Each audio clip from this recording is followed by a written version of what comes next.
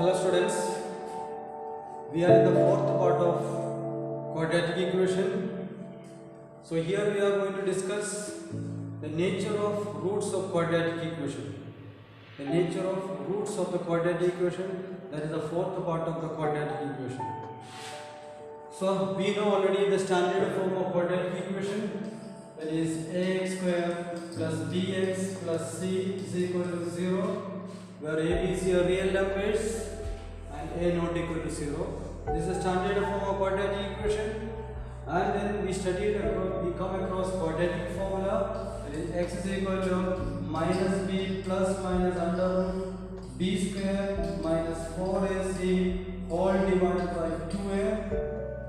And I had told you this part, that is b square minus 4ac is having a special name.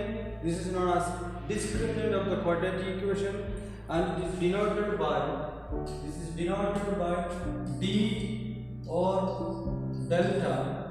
Okay, this part is denoted by either d or delta, that is equal to b square minus 4ac. This is known as discriminant of the quadratic equation. So in this exercise we are going to discuss about the discriminant of the quadratic equation. Based on this, we can say that some properties of the roots of the quadratic equation. Okay, so that's the thing we are going to discuss. So before that, just I want to tell you one thing. We know this is a second degree equation, and you already learned first degree equation, that is linear equation. Linear equations graph, if you think about the graph in linear equation, it will come always a straight line in linear equation.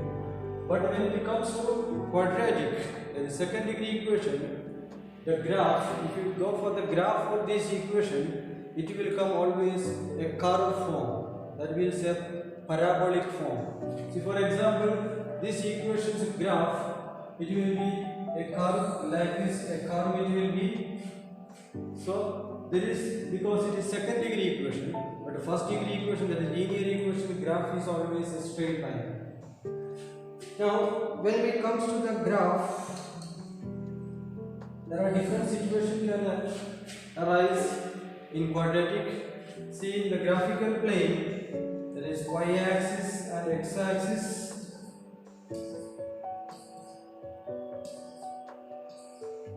One situation can arise when you go for the graph of the quadratic. One situation can arise, the graph it will just intersect the x-axis. See, for example, suppose the graph is intersecting the x-axis. So wherever it intersects, these two values, that is the values of x, the corresponding values of x here, that is the root of the quadratic equation. So in this case, we can see that the quadratic is having two roots. You can see two distinct roots are there, two real roots are there, we can say it. Now another situation can arise, the graph can just touch the axis, touch the x-axis. See, the graph, that will be this is the quadratic. This quadratic is just touches the x-axis. It is touching only in one point. Okay. Here also the graph touches the x-axis. It touches the x-axis only at one point. In this case, we can say the quadratic is having equal roots, or we can say it will have equal roots. That means both the roots will be same thing in this case. So this is another situation, and the next situation is the quadratic equation is if you draw the graph, it won't intersect, it won't touch the x-axis. The graph may be like this. Suppose I am drawing the graph, the graph is like this.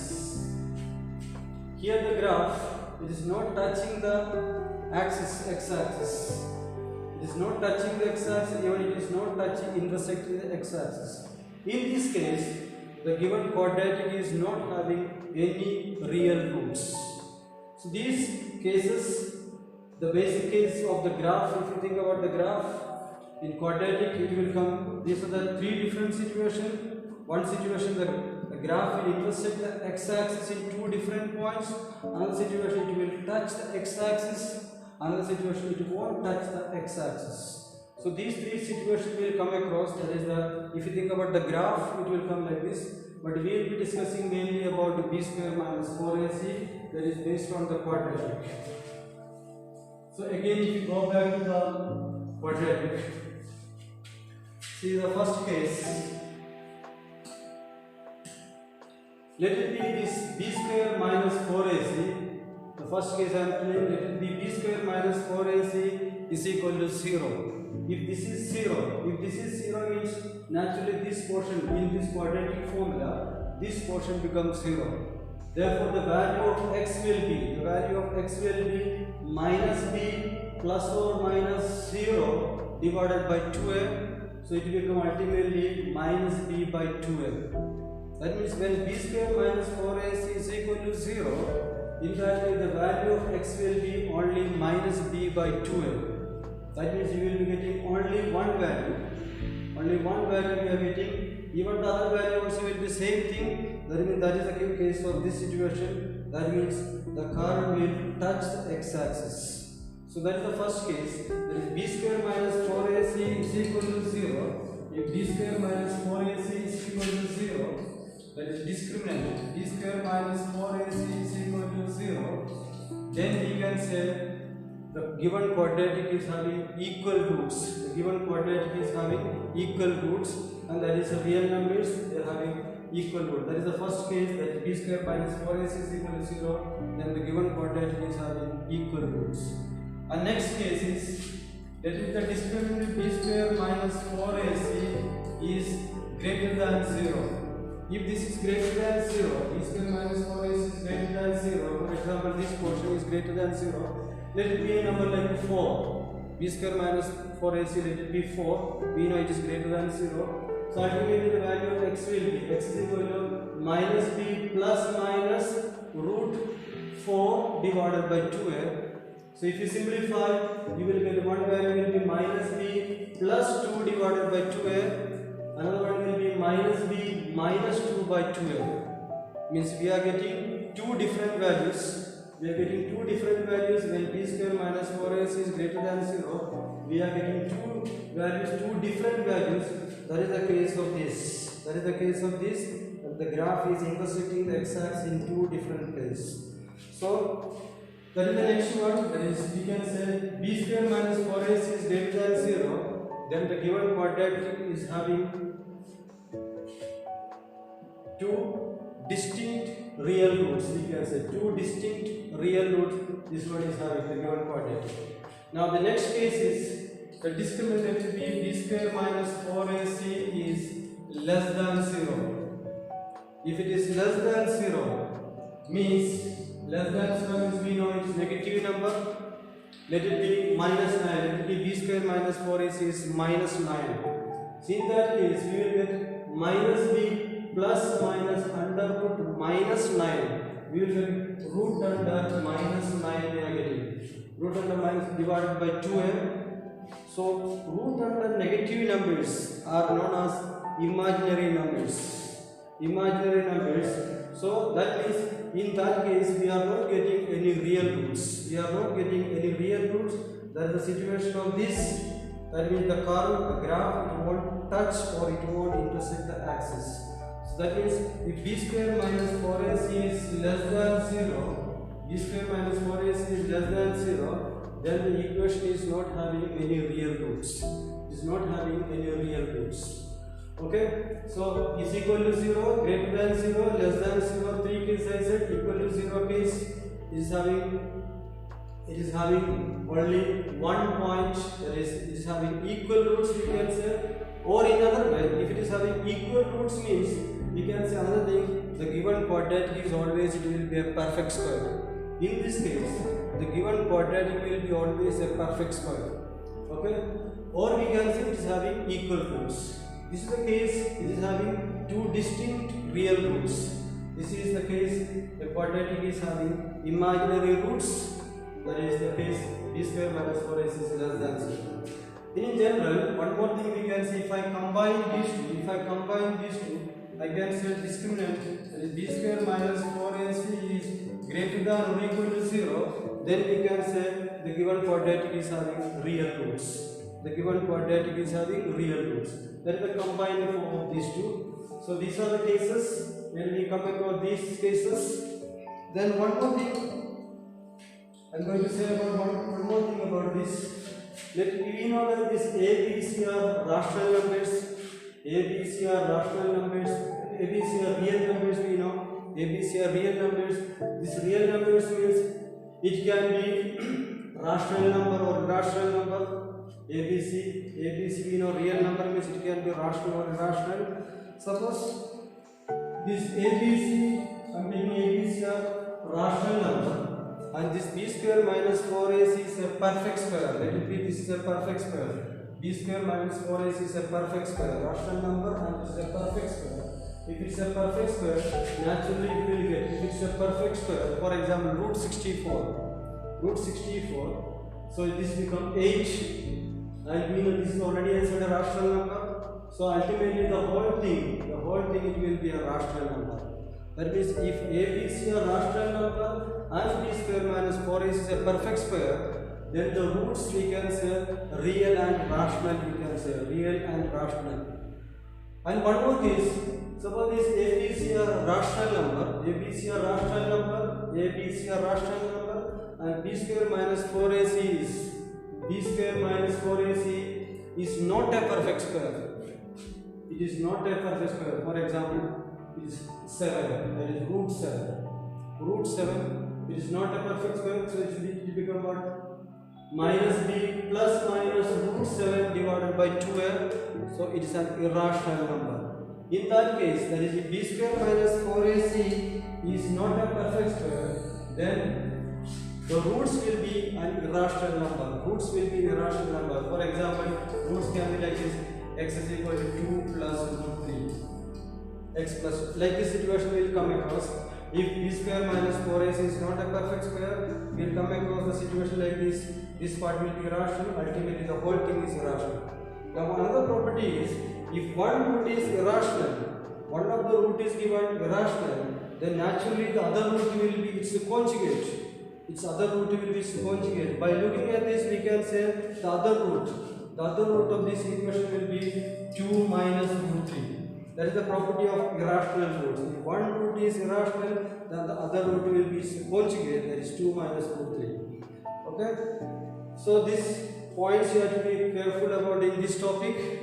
And one more situation we will come across, since we are dealing with all inequalities. And we can see here power 2 and what comes power 2, so it is second degree is coming, second degree part is coming. So we come across in one chapter, that is linear inequation. We discussed about linear formats, but here second degree format comes. So therefore there will be such a situation we will come across. See, for example, the given b square minus 4ac we are simplifying, it will be b square minus 4ac we are simplifying, and it will be a second degree part. Suppose it comes to like this form, b square minus 4 is simplified, and we come across x minus 2 into x minus 5 greater than or equal to 0. It will be, we come across this type of situation. So we cannot deal this just like a linear inequation, we cannot deal. So in this case, what we have to do it?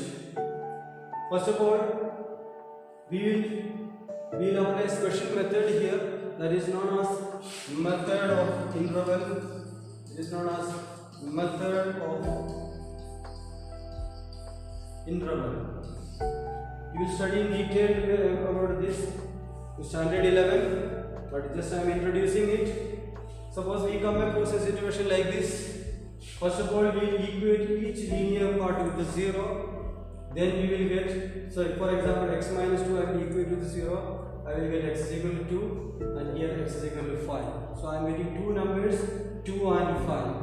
So those numbers, what I will do, I will arrange in ascending order. Arrange in ascending order on a line. See here, what are the numbers? 2 and 5. As a particular name, it is known as critical points. Those numbers I will arrange in ascending order. See 2 and 5. This is actually method of interval.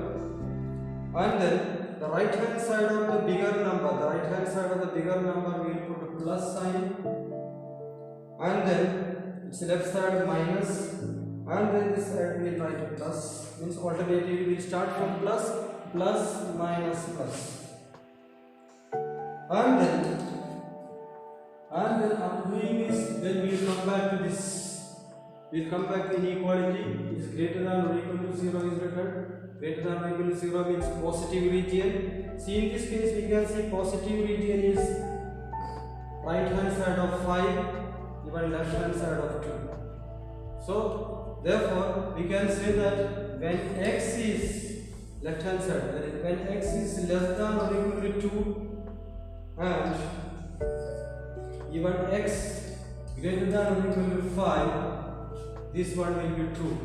See, if for example, if you take any number less than 2, for example, I am taking 1.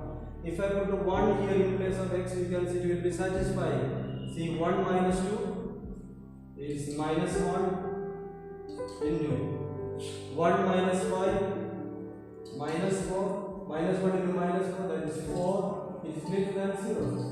It is greater than 0, it is 2. If I take any number less than 2, it will satisfy. Even the same way, if you take any number more than 5, if you take 6 or 7, I am taking 7. If I put 7 here, 7 minus 2 is 5, 7 minus 5 is 2, so 5 into 10, it is greater than 0. It is greater than 0, that is also true. Now if you put any number in between 2 and 5, you can see it won't be satisfying. Put any number in between 2 and 5, say for example 3, I am taking 3 is a number in between 2 and 5, 3 you put and see, 3 minus 2 is 1, 3 minus 5 minus 2, product is minus 2, it is not greater than 0, it is not greater than 0, so it is not satisfied. So from this, directly we can come to this method is known as method of interval. So what you have to do it, the given expression first of all you have to factorize into linear factors, and then each part equal with the 0, we will get the critical point, that is here it is 2 and 5, right hand side of the bigger number put to plus, minus, plus in this order, and then look at the inequalities part, from that find out the corresponding region. So this is the solution of this inequation. This method is known as method of interval. So we will come across this type of questions also in this exercise. Now we will do a few questions from the exercise, that is exercise number 5.4. Exercise number 5.4. First of all, we will see question number 1 first part. The equation is given 3x square minus 5x minus 2 is equal to 0. This is the equation. Question is, find the discriminant of the equation and hence find the nature of roots. We have to find out the discriminant of the equation and then the nature of the roots. So discriminant, we know discriminant d is equal to b square minus 4ac. Substitute b here, it is minus 5, so it is 25 minus 4 into a into c is minus 2, so it is 25. If you multiply here, 12 into 2, 24, it is 49. We know 49 is greater than 0. 49, that is discriminant is greater than 0. Discriminant is greater than 0 means we can say this equation is having real roots. This is having real and even distinct roots. This